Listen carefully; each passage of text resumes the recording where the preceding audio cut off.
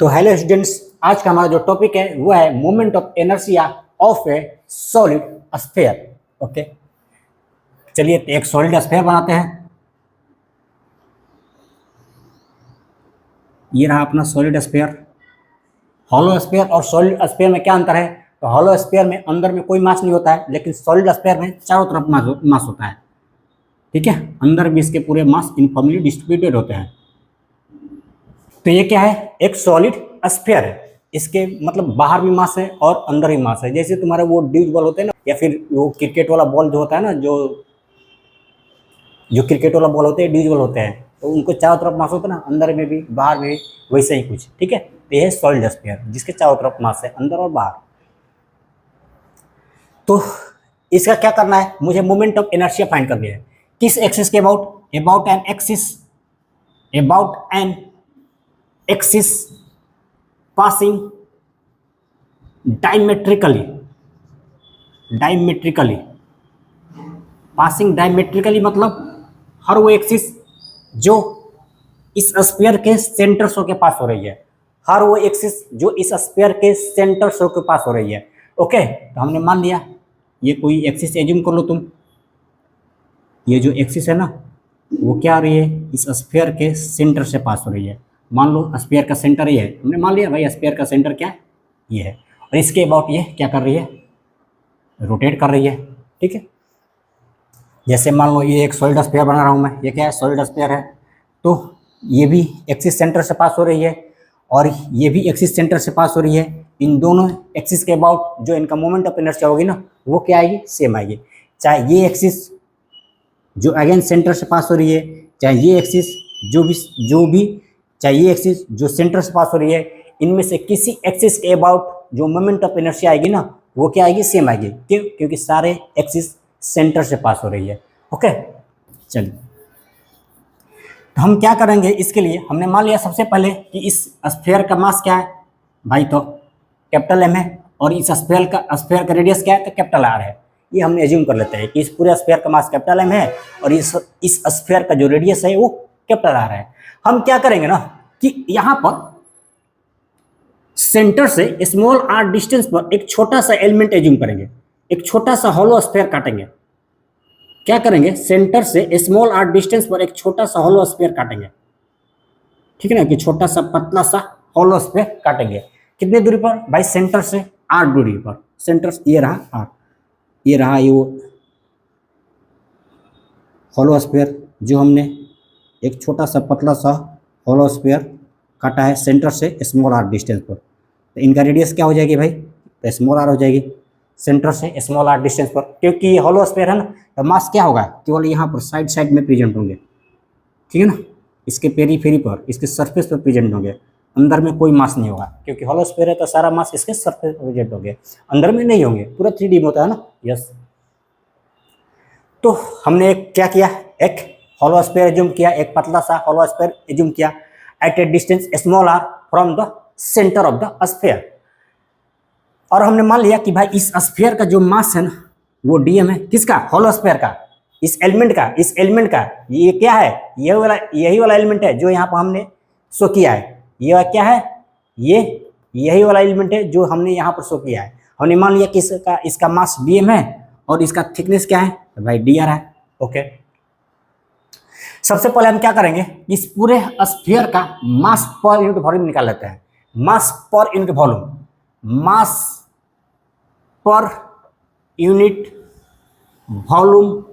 Of sphere. पूरे sphere का mass per unit volume क्या हो जाएगी भाई? ये हो जाएगा कैपिटल एम। इस स्फीयर का मास क्या है? कैपिटल एम है। कैपिटल एम अपॉन में इस स्फीयर का वॉल्यूम क्या होता है? 4/3 पाई आर क्यूब, ये होता है ना। यस, इसको आप लिख सकते हो 3m/4 पाई आर क्यूब। ये क्या निकाला हमने? Mass per unit volume of this solid sphere. Okay, अब मुझे इसकी मास चाहिए। मैं इसकी मास क्यों निकाल रहा हूं आगे चल के बताऊंगा। ठीक है, इसकी जरूरत पड़ेगी। इस डीएम का मास चाहिए। क्या भाई डीएम क्या होगी? चलो डीएम का मास फाइंड करते हैं। तो क्योंकि ये मास पर यूनिट वॉल्यूम है, ये क्या है? मास पर यूनिट वॉल्यूम। यदि मुझे इस हॉलो स्फीयर का, इस एलिमेंट्री स्फीयर का मुझे वॉल्यूम पता चल जाता है, तो मुझे इसका मास मिल जाएगी ना, इस एलिमेंट का, इस हॉलो स्फीयर का यदि मुझे वॉल्यूम पता चल जाता है तो मुझे इसकी मास भी मिल जाएगी, क्योंकि मास पर यूनिट वॉल्यूम अपने पास है। इसका वॉल्यूम फाइंड कर दीजिए और इसके वॉल्यूम में इसको मल्टीप्लाई कर दीजिए, इनका मास निकल आएगी। यस, तो चलिए इसका वॉल्यूम फाइंड करते हैं। ओके, किसका volume? Volume of this elementary mass, volume of hollow sphere. Hollow sphere, ये क्या है? हॉलो स्फीयर, ये ना थिन हॉलो स्फीयर है। Volume of this elementary sphere की mass, volume of this elementary sphere निकालने जा रहे हैं, तो हो जाएगी। अच्छा, वॉल्यूम बराबर क्या होता है भाई? Length into breadth into height. Volume का फॉर्मूला क्या होता है? Length into breadth into height. Length into breadth, इसको आप एरिया भी बोलते हो, लेंथ इंटू ब्रीथ को क्या बोलते हो? एरिया भी बोलते हो, इंटू हाइट तो है ही। ओके, इसका आप एरिया बता सकते हो क्या? इस हॉलो स्फीयर का, इस स्फीयर का एरिया बता सकते हो? ये जो एलिमेंट्री स्फीयर है, इनका एरिया क्या हो जाएगी? तो 4 पाई आर स्क्वायर हो जाएगा। क्या हो जाएगा? 4 pi r square, small r square होगा क्योंकि इनका रेडियस स्मॉल आर है, तो इनका एरिया क्या हो जाएगी? 4 pi r square. H, height क्या होगी? जो इनकी थिकनेस है, जो इनकी थिकनेस है वही हाइट होगी ना। इनकी थिकनेस क्या है? डी आर है, तो यहाँ पर डॉट डी आर लगा दीजिए। इस तरह से आपको इस स्फीयर का, इस हॉलो स्फीयर का, इस एलिमेंट्री स्फीयर का वॉल्यूम निकल गए। कितना? 4 pi r square dot D r. अब इसमें हम मल्टीप्लाई करेंगे इससे। ये क्या है भाई? मास पर यूनिट वॉल्यूम है। ये क्या है? मास पर यूनिट वॉल्यूम है। तो इसमें इससे मल्टीप्लाई कर देंगे, इन दोनों को मल्टीप्लाई कर देंगे तो इनका मास निकल आएगा ना। यस, तो मैं लिखूंगा डीएम बराबर,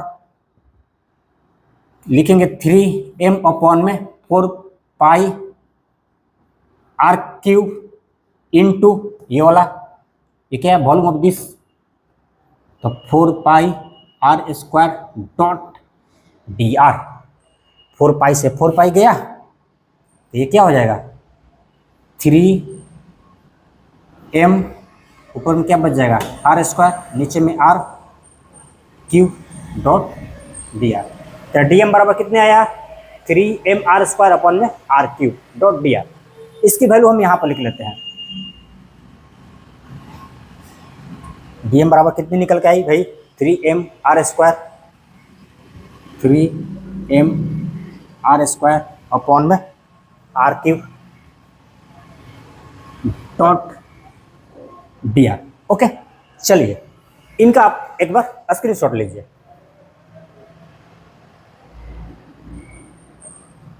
ओके, स्क्रीनशॉट ले लिए, तो मुझे इसको मिटाना पड़ेगा। अब क्या करते हैं, इस एलिमेंट्री स्फीयर का, ये जो हमने थिन हॉलो स्फीयर काट के निकाला है, इस एलिमेंट्री स्फीयर का मोमेंट ऑफ इनर्शिया फाइंड करते हैं। ओके, तो क्या हो जाएगा इनका मोमेंट ऑफ इनर्शिया? अच्छा, स्फीयर, और ये क्या है? एलिमेंट्री स्फीयर एक हॉलो स्फीयर है ना। तो लास्ट क्लास में, जस्ट पिछले क्लास में हमने पढ़ा था moment of inertia of the hollow sphere. कितना आया था हमारी moment of inertia of the hollow sphere? वो आया था I इक्वल टू 2 अपॉन में 3mr स्क्वायर। ये आया था ना moment of inertia of the hollow sphere, I equal to 2 upon में 3mr स्क्वायर। तो यदि मास m है तो मोमेंट ऑफ इनर्शिया I लिखेंगे, और यदि मास dm है तो मोमेंट ऑफ इनर्शिया क्या लिखेंगे? di। हम लिखेंगे इनके लिए क्या लिखेंगे? di इक्वल टू 2 अपॉन में 3 dm। अच्छा, इनका रेडियस स्मॉल आर है ना, यहाँ पर कर देंगे आर स्क्वायर। यदि मास m है तो मोमेंट ऑफ इनर्शिया I, यदि मास dm है तो इनके लिखेंगे di equal to 2/3 dmr square. ये dm क्यों लिखे? क्योंकि हम इस एलिमेंट का मोमेंट ऑफ इनर्शिया लिख रहे हैं, और इस एलिमेंट का मास कितना है? तो dm है। ओके, स्मॉल आर स्क्वायर क्यों लिखे? क्योंकि हम इस एलिमेंट का मोमेंट ऑफ इनर्शिया लिख रहे हैं, और इस एलिमेंट का रेडियस कितनी है? ये स्मॉल आर है, इसलिए हमने यहाँ पर लिख दिया स्मॉल आर स्क्वायर। ओके, ये हमने पढ़ा था लास्ट क्लास में, moment of inertia of the hollow sphere 2/3 mr square. Okay, तो इस एलिमेंट का मोमेंट ऑफ इनर्शिया क्या आया? तो डी आई बराबर आया 2 अपॉन में 3 dm r स्क्वायर। चलिए, हमने क्या निकाला है? इस एलिमेंट का मोमेंट ऑफ इनर्शिया निकाला, लेकिन ऐसा इसमें एलिमेंट इनफाइनाइट है ना, ऐसा तुम इनफाइनाइट हॉलो स्फीयर काट सकते हो। ओके, ऐसा इनफाइनाइट हॉलो स्फीयर काट सकते हो, तुमको नहीं पता कितना काट सकते हैं हम। ओके, इसमें 10 है कि 20 है कि 50 है, कितना हॉलो स्फीयर है हमको नहीं पता, तो ऐसा हम एज्यूम कर लेंगे कि इसमें इनफाइनाइट हॉलो स्फीयर है। तो यदि इस सभी इस हॉलो स्फीयर का, इस सभी एलिमेंट्री स्फीयर का मोमेंट ऑफ इनर्शिया को आपस में ऐड कर देंगे तो मुझे इस स्फीयर का मोमेंट ऑफ इनर्शिया मिल जाएगी क्या? यस, मिल जाएगी। लेकिन प्रश्न ये है, इसमें तो मुझे पता ही नहीं है कि 10 है कि 20 है कि 50 है कि 100 है कि 500 है, ये तो मुझे पता ही नहीं है। क्या करेंगे? इनको इंटीग्रेट कर देंगे, इसको इंटीग्रेट कर देंगे, और जैसे इंटीग्रेट करेंगे ना, इनमें जितना भी स्फीयर बनेंगे, जितना भी हॉलो स्फीयर बनेंगे, जितना भी एलिमेंट्री स्फीयर बनेंगे, सबका मोमेंट ऑफ इनर्शिया आपस में ऐड हो जाएगा। इस तरह से इस पूरे सॉलिड स्फीयर का मोमेंट ऑफ इनर्शिया मिल जाएगी। अच्छा, इसको इंटीग्रेट कहां से कहां तक करेंगे? देखो, यदि हम इस एलिमेंट को सेंटर के जस्ट सटे हुए एज्यूम करते हैं, इस एलिमेंट को सेंटर के जस्ट सटे हुए एज्यूम करते हैं, तो इनका रेडियस क्या हो जाएगी? 0 हो जाएगी, क्योंकि रेडियस आप जानते हो सेंटर से ही मेजर करेंगे। यदि इस एलिमेंट को सेंटर से बिल्कुल सटे हुए एज्यूम करेंगे तो इनका रेडियस 0 हो जाएगी। यस, और यदि इस एलिमेंट को एकदम सरफेस के पास, एकदम सरफेस के सटे हुए एज्यूम करेंगे तो उनका रेडियस क्या हो जाएगी? तो कैपिटल आर, जो इस स्फीयर का रेडियस है। तो यहाँ इसको कहां से कहां तक इंटीग्रेट करेंगे? 0 से कैपिटल आर तक इंटीग्रेट करेंगे। ओके, तो जो कांस्टेंट है उसको बाहर निकाल लीजिए भाई। देखो, डी आई का इंटीग्रेशन क्या हो जाएगी? आई। जैसे डी एक्स का इंटीग्रेशन एक्स, डी एक्स का इंटीग्रेशन क्या आता है? एक्स आता है। उस तरह से डी आई का इंटीग्रेशन आई आएगा। ओके, तो जो कांस्टेंट है उनको बाहर निकाल लीजिए। 2/3 तो कांस्टेंट है ना, 2/3 कांस्टेंट है। लिखेंगे D M R square 0 to r। आर तो कांस्टेंट नहीं है ना, स्मॉल आर कांस्टेंट है क्या? क्योंकि तुम एलिमेंट यदि यहाँ पर मानोगे तो स्मॉल आर, यहाँ पर मानोगे तो उसका कुछ और रेडियस हो जाएगी, यहाँ पर मानोगे तो उसका कुछ और रेडियस हो जाएगी। ये तो कांस्टेंट नहीं है, ये वेरिएबल है। ओके, देखो ये है डीएम, मास को रिप्रेजेंट कर रहा है, ये है आर जो डिस्टेंस को रिप्रेजेंट कर रहा है ना, दोनों अलग अलग है। ऐसा भी तो इंडिकेट हो गए नहीं, तो क्या करेंगे? इस डीएम का वैल्यू यहाँ पर लिख देते हैं, इसलिए हमने डीएम को निकाला। डीएम का वैल्यू निकाला था ना, तो डीएम का वैल्यू लिखिए यहाँ पर। क्या होगा? इंटीग्रेट करना है तो डीएम का वैल्यू लिखना पड़ेगा, क्योंकि दोनों अलग अलग है ना। तो डीएम बराबर क्या लिख सकते हैं हम? ये तो अभी हमने निकाला था ना, इसलिए हमने इसको साइड के लिख लिया। तो ये लिखेंगे 3mr square, 3 capital M R square, नीचे में क्या है? Capital R cube dot. अच्छा, एक आर स्क्वायर पहले से यहाँ पर ध्यान देना, ये तो डीएम का वैल्यू लिख रहे हैं ना, 3mr स्क्वायर, नीचे में क्या है? R cube. एक आर स्क्वायर पहले से है, इसको कर दीजिए, लिखना मत भूलिएगा। और डॉट डी आर तो है ही, डॉट डी आर। ठीक है, तो यहाँ पर देखो 3 कांस्टेंट तो बाहर निकल जाएगा, तो ऊपर में क्या हो जाएगा? 6 हो जाएगा। एम कांस्टेंट, ए भी बाहर हो जाएगा। एम क्या है? Mass of the solid sphere, जो कि कांस्टेंट बाहर निकल जाएगी, तो एम भी कांस्टेंट बाहर निकल जाएगा। नीचे में क्या है? R cube. आर क्या है? Radius of the solid sphere, ये भी कांस्टेंट हो जाएगी, क्योंकि इनका रेडियस तो कांस्टेंट होगी ना, सेम स्फीयर के लिए रेडियस कांस्टेंट हो जाएगी। तो आर भी कांस्टेंट, तो आर क्यूब भी बाहर निकल जाएगा। और नीचे में एक तो 3 पहले से है, नीचे में 3 पहले से है ना। यस, तो ये क्या हो जाएगा? 6m/3r क्यूब बाहर निकल जाएगा। बच क्या गया भाई? 3 बाहर निकल गया, m बाहर निकल गया, r क्यूब बाहर निकल गया, तो बच क्या गया? देखो R square into R square, R के पावर 4 डॉट डी आर तो है ही, लिमिट लगा दीजिए 0 से कैपिटल आर। ओके, अब इसको इंटीग्रेट करनी है, करिए इंटीग्रेट।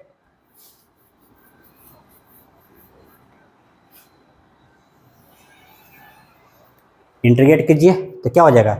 हम लिखेंगे i बराबर 6m अपॉन में 3r क्यूब, ये तो रहेगा ही 3r क्यूब।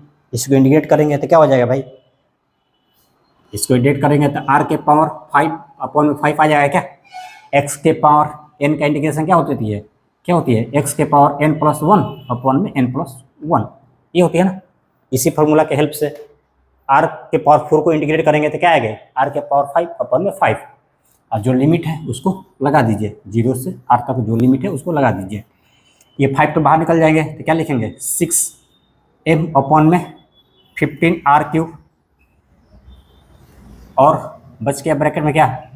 r के पावर 5, 0 से r। अब लिमिट को अंदर लीजिए। क्या रूल है? Upper limit minus lower limit. ऐसे तो मैं कई बार बता चुका हूँ, फिर एक बार बता रहा हूँ। 15r क्यूब लिख लीजिए।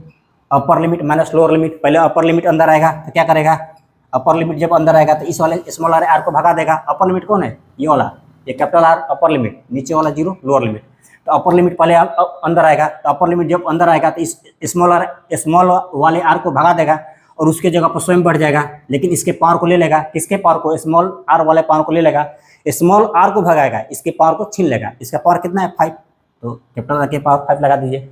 Upper limit minus lower limit में अंदर जाएंगे तो वही काम करेंगे, upper limit minus lower limit, ये भी क्या करेंगे, इस वाले स्मॉल आर को भगा देंगे और इसके पावर को ले लेंगे, तो 0 की पावर 5, 0 की पावर 5 मतलब 0, इसको मैं मिटा दे रहा हूँ, ठीक है। तो क्या हो जाएगा, टोटल आर के पावर 5 हो जाएगा, ये क्या हो जाएगा, आर के पावर 5, मैं डायरेक्ट लिख दे रहा हूँ आर के पावर 5। यस, इनको आप सॉल्व कीजिए, ये हो जाएगा 2, ये हो जाएगा 5, ठीक है, और ये कट जाएगा तो क्या हो जाएगा, ये आर के स्क्वायर हो जाएगा। इस तरह से आई बराबर अपना क्या निकल के आया, 2/5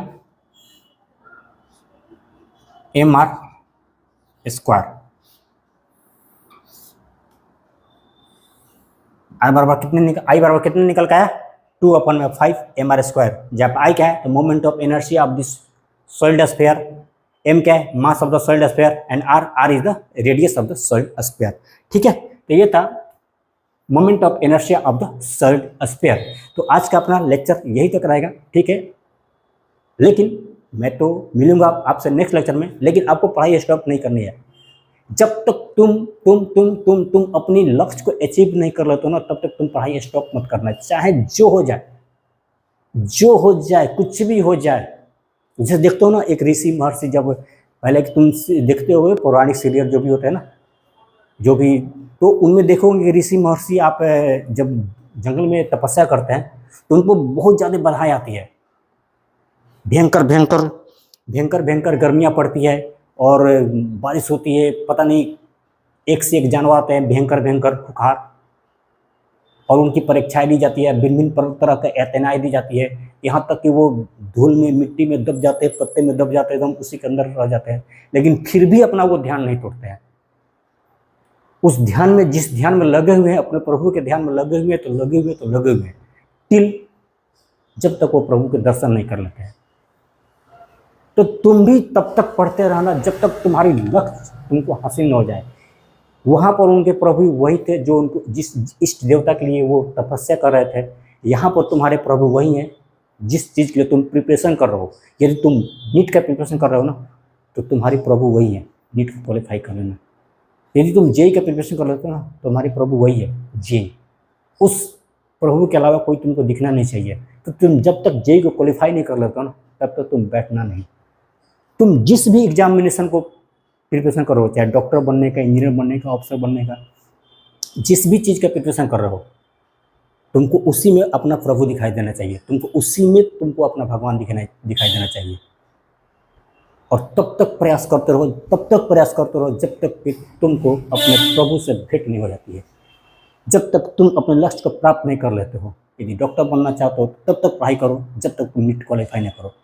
उसके आगे पढ़ाई नहीं करनी है, क्या करनी है, पहले ये तो पढ़ाओ पास करो। तुम तब तक अभी नीट का प्रिपरेशन, अभी सच्चाई ये है कि तुम नीट का प्रिपरेशन करते हो, अभी का सच्चाई ये है कि तुम जेई का प्रिपरेशन करते हो। तो जब तक इस नीट को, जेई को क्रैक नहीं कर लेते हो ना, तब तक तुम एक दिन भी स्टॉप मत करो, पढ़ते रहो, लगातार पढ़ते रहो, लगातार प्रयास करते रहो। भिन्न तरह के यातनाएं, परेशानियां बहुत प्रकार की आएगी। देखो, यातनाएं, परेशानियां, समस्या, इनका कोई एक रूप नहीं होता है, वो किसी भी रूप में तुम्हारे सामने आ सकता है, और ये हर कोई के सामने आता है, ये सिर्फ तुम्हारे सामने नहीं आती है। लेकिन क्या होता है, दुनिया में लोगों को अपना दुख दिखाई देता है ना, अपना दर्द दिखाई देता है, दूसरों को दिखाई नहीं देता है। इसलिए लगता है कि मेरे ही सामने समस्या आती है। नहीं, ये समस्या हर किसी के सामने आती है और किसी भी रूप में आ सकती है। तो उनसे घबराना नहीं है, उससे जूझना है। जैसे ऋषि महर्षि उनसे घबराते नहीं थे, जूझते थे और अपने ध्यान को तोड़ते नहीं थे, तब तक उनके प्रभु से उनकी भेंट नहीं हो जाती थी, जब तक वो अपने प्रभु को दर्शन नहीं कर लेते थे। तुमको भी घबराना नहीं है, चाहे कोई भी समस्या हो, लगातार प्रयास करते रहनी है, लगातार पढ़ाई करते रहनी है, तब तक जब तक तुम अपने एम को अचीव नहीं कर लेते हो। ठीक है, ओके, मिलेंगे हम नेक्स्ट लेक्चर में। Wish you all the best.